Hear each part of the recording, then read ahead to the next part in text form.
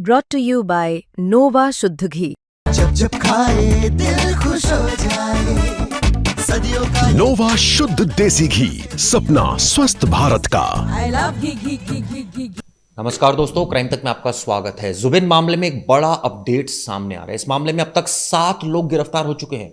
हम सबको पता है कि जुबिन का कजिन पिछली बार गिरफ्तार हुआ था, अब 2 और गिरफ्तार हुए। कौन है 2 लोग, इसके बारे में आपको पूरी जानकारी दूंगा और ये लोग क्यों अरेस्ट हुए, इनका क्या कसूर था, ये भी बताऊंगा। दरअसल जो 2 लोग अरेस्ट हुए वो दोनों पर्सनल सिक्योरिटी गार्ड है, इस तरह की जानकारी निकल कर आ रही है।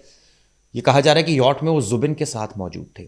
जो पीएसओ है, जो स्टेट पुलिस की जो एसआईटी है, वो इस पूरे मामले की जांच कर रही है और इस मामले में नंदेश्वर बोरा और दूसरा आरोपी है परेश, इन दोनों को अरेस्ट किया है, जो लंबे समय से जुबिन के जो गार्ड के सिक्योरिटी ऑफिसर्स थे। ये बात अभी तक सामने आई है, वो लोग क्या कर रहे थे जब ये पूरा वाकया हुआ।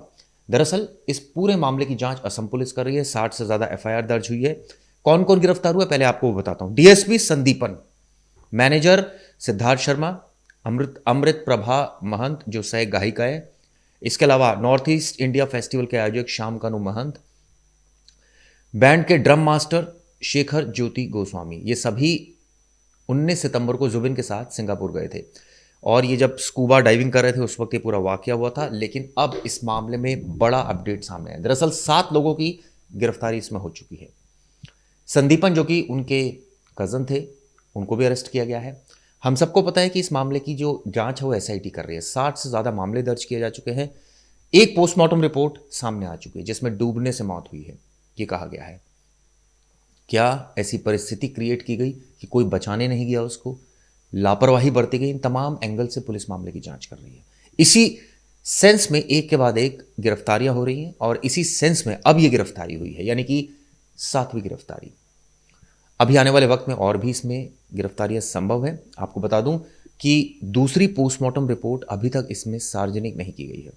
उसमें मौत की सही वजहों का पता नहीं चल पाया, लेकिन शेखर गोस्वामी जो एक आरोपी है, उसने कई सवाल खड़े किए थे। उसने बड़ा खुलासा किया था और ये कहा था कि इस मामले में साफ साफ उसने इंडिकेट किया था कि सिद्धार्थ शर्मा यॉट चला रहा था, उसको यॉट चलानी नहीं आती थी। वहाँ पर जो समुद्र था उसकी लहरें काफ़ी तेज़ थी, यॉट अनकंट्रोल्ड हो रहा था और तभी जुबिन जो है पानी में कूदा और उसके बाद डूबने से उसकी मौत हो गई। इस तरह की जानकारी निकल कर आ रही है। आसपास काफ़ी लोग मौजूद थे, लेकिन उसने साजिश की तरफ इशारा किया था। कहा था कि जुबिन को जहर दिया गया और सिंगापुर खासकर ये जगह चुनी गई। इसी एंगल पर अब तफ्तीश चल रही है। दूसरी तरफ इस मामले की जांच ईडी भी कर रही है।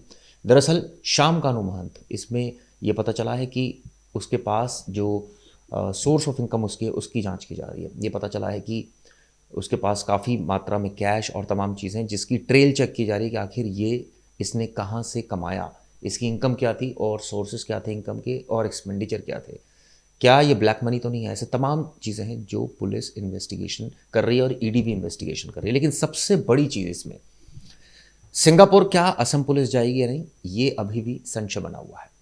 हालांकि एक रिपोर्ट सामने आई जिसमें सिंगापुर पुलिस ने जिसको पोस्टमार्टम रिपोर्ट का, और ये कहा कि कॉज ऑफ डेथ इनिशियली ऐसा लग रहा है डूबने से हुई है। ऐसी क्या बात है जो रिपोर्ट को सार्वजनिक नहीं किया जा रहा है? क्योंकि उस रिपोर्ट में कई खुलासे हो सकते हैं।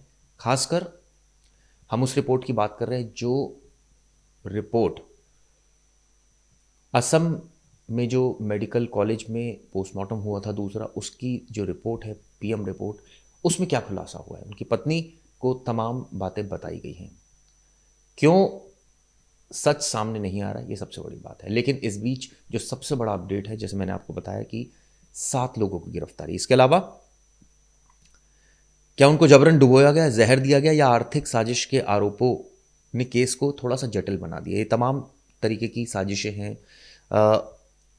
असम के जो सीएम है हेमंत बिस्वा शर्मा, उनके निर्देश पर 23 तारीख को गुवाहाटी मेडिकल कॉलेज में सिंगर का दूसरी बार पोस्टमार्टम हुआ था।